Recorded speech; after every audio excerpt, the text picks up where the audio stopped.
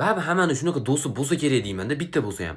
Haligi uylangandan keyin to'shni bizni chopib ketadi-da. Xotin aka, xotin hozir deb kirib ketib qoladi-da. To'shni 100% shunaqa, lekin isbotlolmayman-da shuni. Tushunyapsizlarmi? Uylanguncha isbotlashim kerak, chunki uylangandan keyin topolmayman aniq. O'shungacha kulib olishimiz kerak-da u. Nimaga desanglar, meni hamma hisob-kitoblarim shunga qarab ketyapti. Bahona qilishganmiz, hali qayerdir ketamiz deb bo'pti deb turib, ketadigan mahallimiz qo'shnimizni begemoti o'lib qoldi, shunga. Ashnaqa ham devor uradi, tushunyapsizlarmi? Haligi maktabga ham shu darsga nima kelmadingiz, 12 marta buvam o'lib qoldi degan. Buvasi tug'ilganidan beri yo'q o'zi. Ko'rmagan. O'xshab ketaveradi bahanasi. Qanaqadir 400 tachami qiz отказ qilgan, uni tushunyapsizlarmi? Shu menimcha uylanish ham shart emas. Qaysidir qiz gaplashib turib, do'stingizni choping meni uchun desa, erkak bo'lib chopib yuboradi bizni. Men aniq bilaman, lekin isbotlolmayman-da.